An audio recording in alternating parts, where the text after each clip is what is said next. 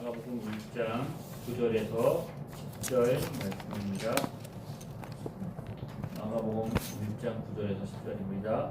좀 더 가시다가 세베대의 아들 야고보와 그의 형제 요한을 보시니 그들도 배에 있어 그물을 깁는데 곧 부르시니 그 아버지 세베대를 품과 함께 배에 버려두고 예수를 따라가니라. 아멘. 여기에 야고보와 그의 형제 요한이 등장합니다. 오늘 말씀의 주인공은 요한입니다. 요한 복음을 기록한, 그리고 요한 1, 2, 3서 요한계시록을 기록한 예수님의 12명의 제자 중에 한 사람이죠. 늘 베드로와 야고보와 요한, 이 세 사람이 예수님의 곁에 있었던 사람입니다. 예수님 12명의 제자를 부르셨는데 모든 제자들은 초대교회 때 복음을 전하다가 순교를 당하는데, 순교 당하지 않고 늙어서 자기의 수명을 다해서 죽은 사람이 한 사람 있는데, 그 사람이 바로 오늘 본문에 나오는 사도 요한입니다. 사도 요한은 예수님을 전하다가 노년의 나이에 반모섬이라는 섬에 유배되어서 갇혀 있었는데, 그때 요한계시록을 기록했지요. 많은 고난을 겪었습니다.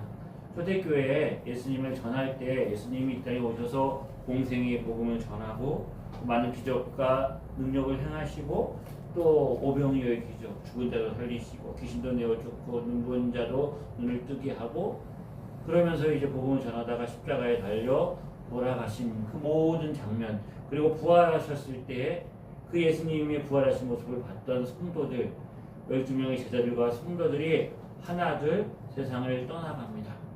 그리고 그 다음 세대, 2세대, 3세대 그 사람들이, 성도들이 예수를 믿고 신앙생활을 하기 시작하죠. 예수님을 보았던 그 생생한 감격, 예수님의 말씀을 직접 들었던 사람들의 그 증거와 그들의 간증, 그것을 들었던 성도들의 마음이 얼마나 뜨거웠을까요? 근데 하나둘 곁을 떠나고 이제 남은 사람이 누구? 사도 요한밖에는 없습니다. 더구나 그는 예수님과 함께 예수님이 사랑하시는 제자라 불리웠던 사도이기에 많은 사람들이 노년에 사도 요한에게 와서 그의 말씀을 듣고 싶어 했겠지요. 그가 만난 예수님, 그가 예수님으로부터 들었던 말씀, 그가 경험했던 예수님에 대해서 많은 가르침과 많은 간증과 많은 설교를 듣고 싶어 했습니다.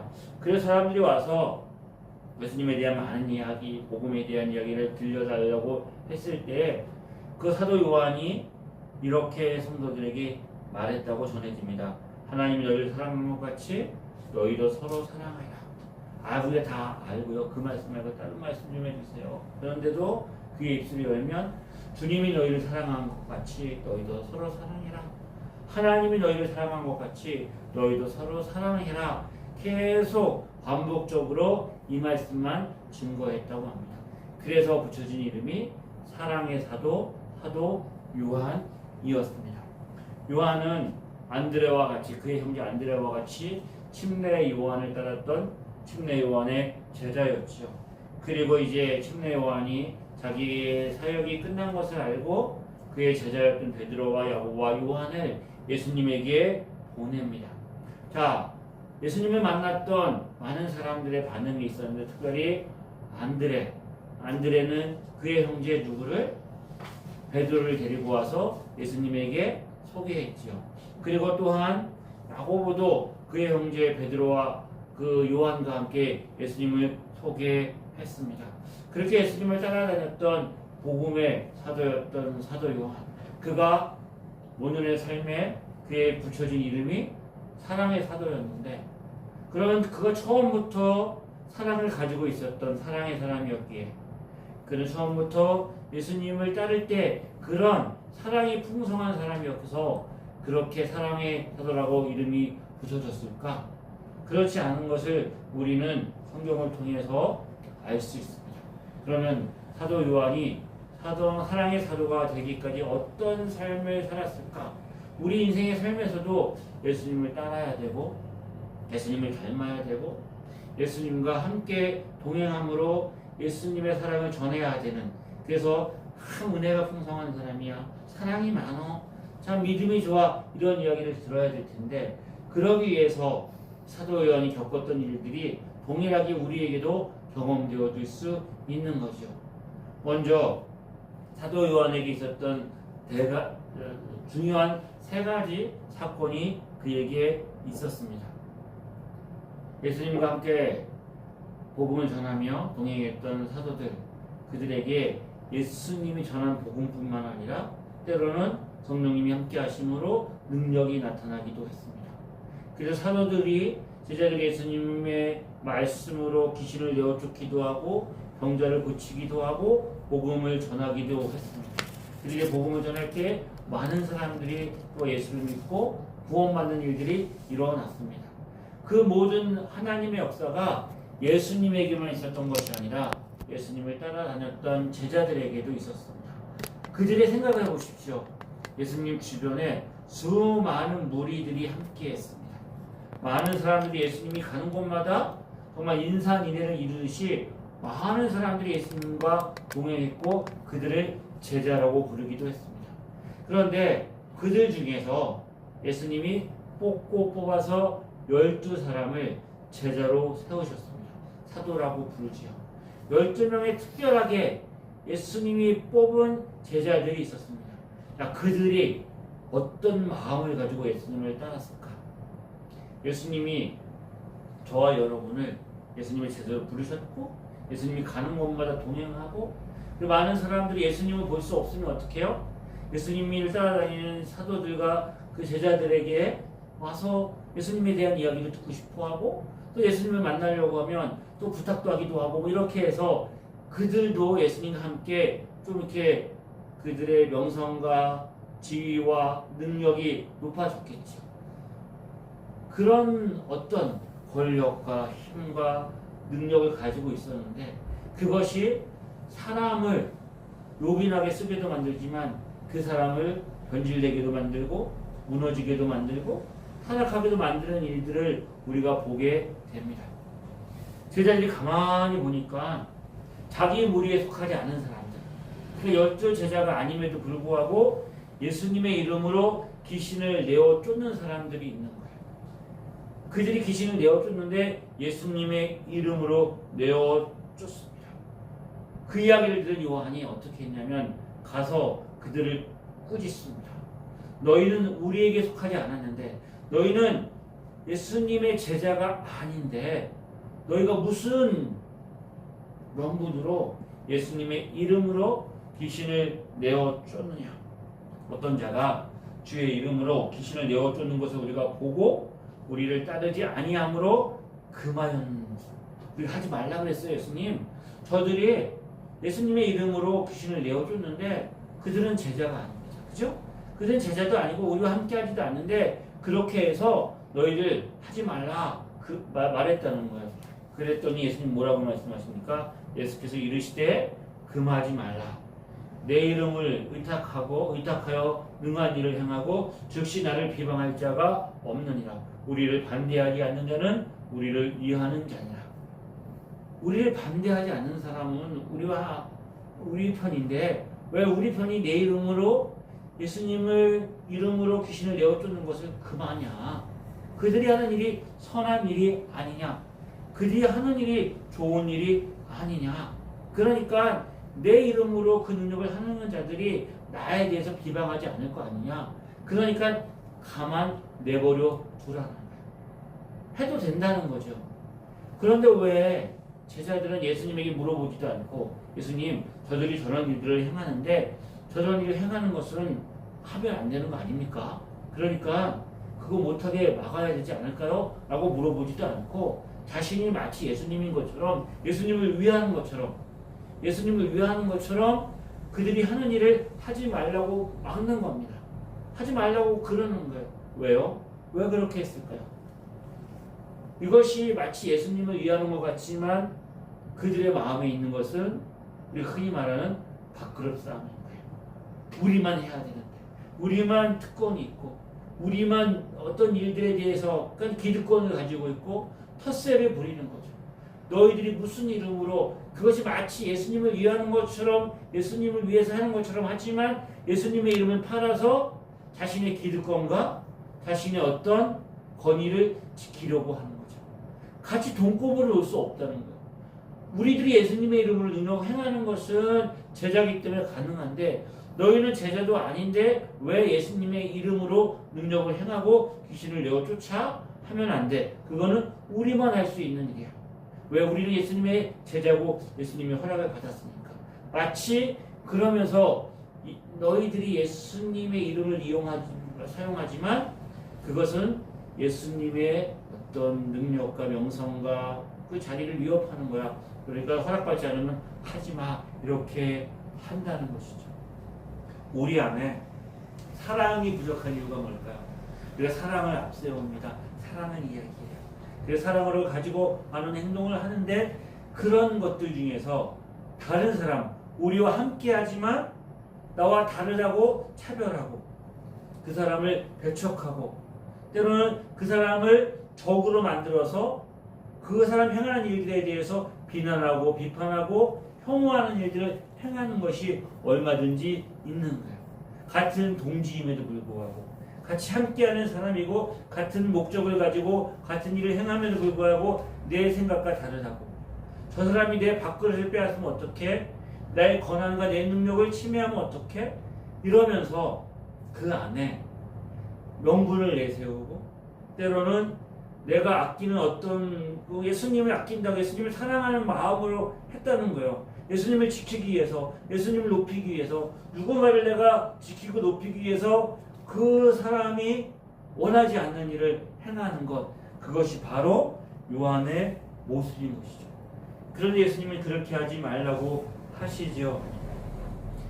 그들이 나와 돈구부를 놓아져 있는 것 때로는 그들이 내 말과 내 뜻대로 행하지 않는 것을 보고 마음이 상하고 기분이 상할 수도 있었겠죠. 그래서 예수님은 그들이 예수님의 이름으로 위세를 부리는 것 같아서 그렇게 자기의 본성을 가지고 자신의 어떤 권위를 지키려고 하는 것을 예수님은 옳다 말씀하지 않으시는 거죠. 우리가 누군가를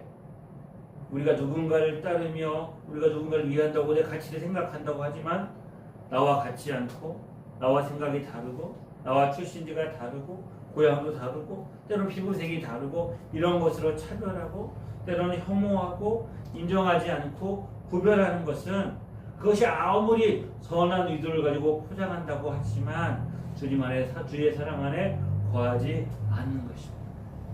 우리 안에 주님의 사랑이 있다면 우리 자신이 주님의 이름으로 행하는 모든 일들에 얼마만큼 내 자신이 가지고 있는 이런 마음의 속성들 그 힘이나 권력이나 어떤 것들의 위치가 있을 때마다 우리 안에 얼마든지 이런 일들이 일어날 수 있다는 거예요.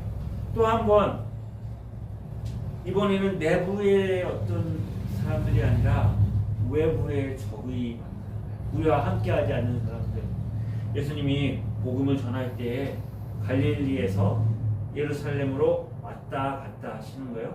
그러니까 서울에서 부산으로 왔다 갔다 하는 거예요. 그러니까 지금으로 따지면 서울과 부산의 위치만 바꾸면 돼요. 왜? 갈릴리가 북쪽에 있으니까. 북쪽에서 남쪽으로. 그러니까 서울에서 부산으로, 부산에서 서울로 왔다 갔다 해요. 그러면 그 당시에 이제 지름길이 어디냐?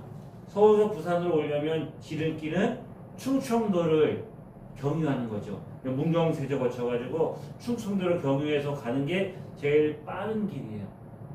그런데 그 길이 막혀 있으면 어떻게 해야 돼요? 서해안으로 돌아와야 되고 동해안으로 돌아와야 돼요. 더 많은 시간이 걸리는 거예요. 그런데 유대인들은 그 갈릴리에서 예루살렘으로 올 때에 직선거리로 가지 않고 돌아갔어요. 왜냐하면 그 중간에 뭐가 있었냐면 사마리아라는 동네가 있었어요. 사마리아는 12지파가 이제 나누어졌을 때 북이스라엘과 남유다로 나누어졌어요. 근데 북이스라엘이 아수르의 공격을 받아서 먼저 멸망을 하지요. 근데 아수르의 정책이 뭐였냐면 사마리아에 살고 있던 사람들을 딴 데로 이주 보내고 그리고 다른 이방 민족들을 사마리아에서 정착하게 만들고 혼혈 정책을 쓴 거예요. 그래서 그들은 정통 유대인들이 아니었어요.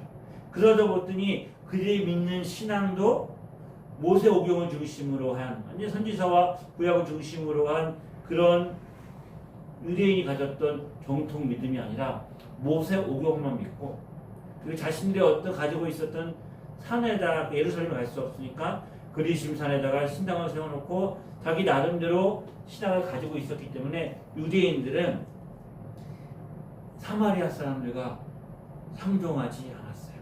그들을 무시했어요. 그래서 심지어 그들과 함께 만나고 식사를 안 하는 것은 물론 사마리아로 가는 것도 꺼려하고 돌아다닌 거예요. 그러다가 이제 예수님이 제자들과 함께 사마리아를 지나가는데 사마리아 성에 있는 사람들이 예수님을 받아들이지 않는 거예요. 예수님을 배척한 거예요. 그랬더니 야고보와 요한이 이걸 보고 뭐라고 말했냐면, 제자 야고보와 요한이 이를 보고 이르되 주여 우리가 불을 명하여 하늘로부터 내려 저들을 멸하라 하리이까. 저들이 예수님을 받아들이지 않아요. 예수님을 저들이 영접하지 않았어요. 어떻게 이럴 수 있습니까? 사마리아 저것들이 뭐라고? 우리가 불을 하늘로부터 불을 명하여 내려가지고 저들을 멸할까요? 누가 한다고요? 우리가 그렇게 할까요? 라고 말하고 있는 것이죠. 우리가 불을 명하여 하늘로부터 불이 내려와서 저들을 태워버리기를 원하시니까. 그랬더니 예수님이 돌아보시고 꾸짖으셨습니다. 그리고 다른 마을로 가십니다. 그래서 그들에게 붙여진 이름이 있지요. 별명이 보아 너게, 우레의 사람들, 우레의 아들. 불같이 흥분하고 결제하지 못하고 가격한 사람, 천둥 같은 사람, 불 같은 사람, 이런 별명이 그들에게 붙여지는 거예요. 사마리아 사람들이 예수님을 받아들이고 예수님을 영접했으면 얼마나 좋았겠어요. 얼마나 그들이 이제 예루살렘에서 갈릴리로 내려갈 때 피곤했겠습니까? 걸어서 이제 많은 수고를 하고 좀 쉬어가야 하는데 영접하지 않는 거예요. 그러니까 짜증이 나고 화가 나죠. 그런다고 해서 내 화가 나고 분노하고 나를 받아들이지 않고 반대하고 배척한다고 해서 불을 내려 명하는 게 어떻습니까? 그렇게 할까요? 라고 말하는 것, 예수님이 뭘 했다고요? 꾸짖으셨습니다. 우리가 흔히 우리를 반대하는 사람들, 우리와 사상과 생각이 다른 사람들, 심지어 예수를 믿지 않는 이방인들, 이슬람이나 공산권에 있는 사람들, 자, 그들을 어떻게 대해야 될까? 예수 믿지 않고 예수 믿는 사람들 핍박하고 반대하고 이런 사람들 어떻게 대해야 할까? 사도 요한과 야고보처럼 불을 내려서 명해서 그들 깨끗이 다 없애버리면 우리만 순결하고 깨끗하고 우리들이 얼마나 평화롭겠어요. 우리의 평화와 우리의 자유와 우리의 번영을 방해하는 사람들, 그들이 없으면 순수하게 우리들만이 살고 있으면 얼마나 좋겠어요. 그래서 인류 역사 가운데 벌어지고 있는 참혹한 현실이 뭐예요? 인종 말살입니다. 나치가 유대인들을 말살하려고 해요. 유고슬라비아 수많은 내전에서도 자신들이 믿었던 믿음과 신앙과 종족이 다르다고 해서 다른 종족이 있는 사람들을 인종 청소, 말살하려고 해버리는 거예요. 또 어떻게 해요? 아프리카의 수많은 내전에도 그런 참상들이 일어나고 있어요. 저들만 없으면 얼마나 우리가 살기 좋아질까? 우리 안에서 그런 일이 일어나죠. 이주 노동자들이 있어요. 수많은 사람들이 우리나라에 와 있어요. 중국이 공산주의니까 우리나라에 중국이 없으면 우리가 중국과 단절하고 중국을 배척하고 중국이 망하면 우리가 잘 살 것 같잖아요. 그런데 우리나라가 가장 경제적으로 밀접되어 있는 나라가 중국인 거예요. 수많은 관광객들이 우리나라 와서 돈을 쓰고 가요. 그러다 보면 우리나라도 경제적으로 이득을 얻게 되는 거죠. 자, 이런 현실 앞에 놓고 봤을 때 우리 이념과 우리의 어떤 종교적인 신념과 이런 것들을 가지고 그들을 적대적으로 보고 그들이 없어져야 되고 말살되고 다 쫓아내야 된다고 생각하는 것이 마치 정의고 신앙이고 그것이 믿음이 좋은 것처럼 생각하는 것, 그것이 주님의 마음과 사랑을 가지고 있는 사람의 마음일까? 주님이 꾸짖는 거예요. 꾸짖는 거예요.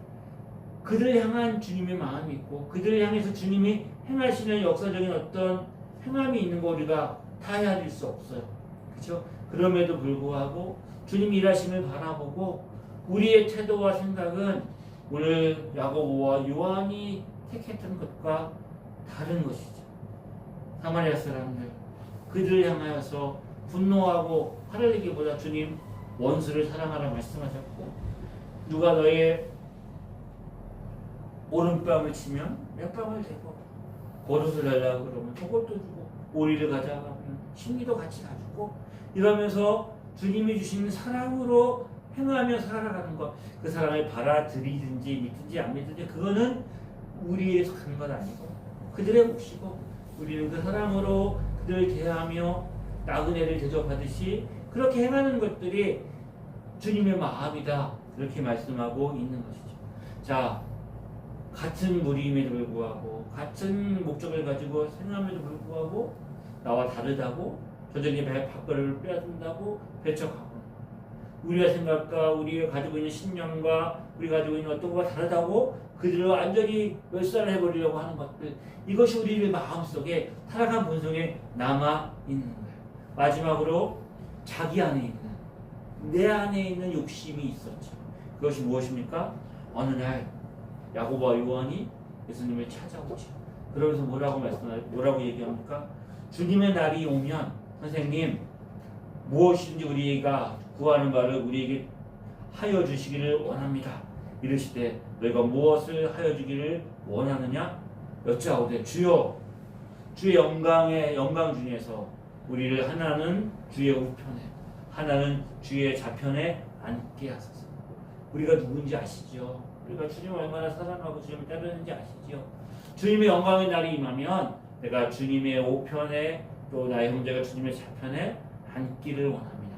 그런데 놀랍게도 이 말씀을 하셨던 이 말을 하기 전에 예수님이 그들에게 행하셨던 말씀이 있어요.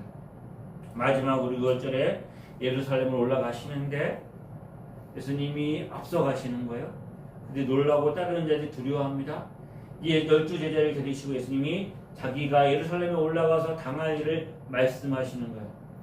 이제 우리가 예루살렘에 올라가는데 인자가 대제사장과 서기관들에게 넘겨지고 그들이 죽이기로 결의하고 이방인들에게 넘겨주겠고 그들은 능욕하며 침뱉으며 채찍질하고 죽일 것이나 그는 3일 만에 살아나리라. 내가 올라가면 대제사장과 서기관들이 나를 잡아다 이방인에게 넘겨주고 이방인들이 나를 능욕하고 침뱉고 채찍질하고 그래서 나를 십자가에 달려 죽게 만들 거고 그런데 3일 후에 다시 살아날 거야. 십자가와 부활과 고난과 이것을 말씀하시는 그 자리에 야고보와 요한이 와서 주님의 영광의 날에 임하며 하나는 주의 우편에 하나는 주의 좌편에 앉게 해주세요라고 말하고 있는 거예요. 내 안에 있는 그 욕망과 욕심을 가지고 주의 영광만을 바라보고 주님은 고난과 십자가를 얘기했는데 고난과 십자가는 다 잊어버리고 주의 영광만을 바라보고 그 영광을 내가 어떻게 누릴 것인가 이것만 이야기하고 있는 거예요. 그것이 사도 요한이 가지고 있는 그런 말인 것이죠. 그래서 어떤 일이 벌어집니까? 그들 안에 다툼이 일어나고 그들 안에 분열이 일어나고 있는 거예요. 주님은 고난을 이야기했는데 영광을 이야기하고 그 높은 자리만을 바라보고 있는 것이 사도 요한의 모습이었던 거예요. 자, 이런 사도 요한의 모습을 보면 우리가 말하는 사랑의 사도라고 불리기에는 너무나 거리가 먼 모습이 예수님을 따라가는 자리에서 드러나는 거예요. 우리의 삶과 우리 인생에서도 얼마든지 우리가 환경과 상황과 조건이 만들어지면 그런 일들이 일어날 수 있는 거예요. 우리가 아무것도 아닌 것 같지만 조그만 권력과 힘이 있으면 내가 무엇인가 내 자신을 지키고 자랑하려고 높이려고 한다고 할 때 우리 안에 없어지는 게 뭐예요? 하나님의 은혜에 대한 감각이 사라지고 하나님에 대한 은혜의 감각이 사라지면 사랑이라는 이름으로 폭력을 행하는 거예요. 사랑이라는 이름으로 다른 사람을 배척하고 혐오하고 다른 사람에 대해서 비난하는 거예요. 왜 그런 일이 일어날까요? 너무 사랑하니까. 우리나라를 너무 사랑해요. 우리 민족을 너무 사랑해요. 예수님을 너무 사랑하고 교회를 너무 사랑해요. 너무 소중한 거예요. 내 자신이 너무 소중해요. 우리 가족과 내 자녀가 너무 소중하고 너무 사랑해요. 내 자식과 내 가족이 너무 사랑하고 소중하니까 남의 자식과 다른 사람들이 귀하고 소중한 일을 모르는 거예요. 그들이 어떻게 되든지, 그들이 어떤 삶의 자리가 있든지, 조그만 내 위치와 내 가족과 내 것들이 위협받으면 비난하고 비방하고 혐오하고, 거기에 내가 힘과 권력과 돈이 있으면 더해지는 거죠. 이런 일들이 우리 안에 있어요. 왜요? 너무 사랑해서. 나를 너무 사랑하고, 내 가족을 너무 사랑하고, 내가 가지고 있는 소중한 사람들이 너무 사랑스럽고, 이 나라와 이 민족과 교회와 복음과 하나님의 나라와 예수님과 하나님이 너무 사랑하고 소중하니까 이 사랑하고 소중한 것을 지켜야 돼서 같은 무림에도 불구하고 내 영역을 침해하거나 뭔가 나에게 손해가 될 것 같은 사람들을 배척하고, 또 나를 위협하고 적대하는 사람들에 대해서 혐오하고, 내 자신이 높아지기 위해서 내 주변에 있는 사람들을 생각하고 않고 예수님이 당하는 고난과 십자가는 생각지 않고 자신만의 이름을 높이려고 하며, 그 안에 사랑이라는 이름으로 사랑이 없는 정말 소중한 것들을 빼앗기고 놓치고 망가뜨리고 무너지게 만드는 일들이 우리 안에 일어날 수 있는 것이죠. 편협해지고 급하게 되고 가격하고 힘을 갖추고 보복하려고 하고 경쟁적이 되고 고난 없이 내가 평안함을 생각하려고 하는 것. 이런 우리 세상에 사도 요한이 증거했던 것처럼, 하나님이 너를 사랑하는 것처럼 너희도 서로 사랑해라. 사랑해라. 사랑이 능력이고 사랑으로 그 모든 허물을 덮고 사랑 안에서 우리가 열매 맺는 것처럼 우리 안에 우리 향하신 하나님의 크신 사랑이 있기에 좀 넓고 좀 풍성하고 좀 깊고 좀 멀리 보고 그렇게 품을 넓어서 다 그들을 품고 주님이 그러셨던 것처럼 그렇게 우리가 행할 때 놀랍게도 그 능력과 힘이 내 안에 없는데, 그 사랑할 힘이 내 안에 없는데, 품고 기다리고 인내할 힘이 내 안에 없는데 놀랍게도 주님의 사랑이 그걸 가능하게 만드는 거예요. 주님이 너무 연약하고 부족했던 요한을 불러서 주의 품 안에 품어서 사랑의 사도를 만든 것처럼 저와 여러분도 주의 품 안에서 그렇게 만들어지고 다듬어질 거예요. 그래서 그 사랑을 품은 자로서 우리도 다른 사람을 용납하고 품고 사랑하는 그 마음으로 행할 때에 우리 안에 정말 사랑이 무엇인지 경험하고 누리고 맛보는 그런 인생이 저와 여러분에게 주어질 것을 확신하는 거죠. 그런 믿음을 가지고 하나님의 말씀을 의지하고 본능의 인도하심을 따라 사랑 안에 거하는 복된 은혜가 저와 여러분에게 있기를 주의 이름으로 축복합니다. 기도하겠습니다. 참 좋으신 하나님 아버지 감사합니다. 하나님의 사랑이 우리 가운데 부음바 되었으니 그 사랑 안에 거하게 하시고 그 사랑대로 행하며 그 사랑의 열매 맺는 복된 은혜 우리에게 일어날 수 있도록 은혜 더하여 주시옵소서. 예수님의 이름으로 기도드립니다. 이제 우리 주 예수 그리스도의 은혜와 하나님 아버지 크신 사랑하심과 성령님의 인도하심이 주의 사랑 안에 거하며 주의 사랑을 전하며 누리며 살기를 소망하는 하나님의 자녀들 위해 지금부터 영원히 함께 하시기를 간절히 축원하옵나이다. 아멘.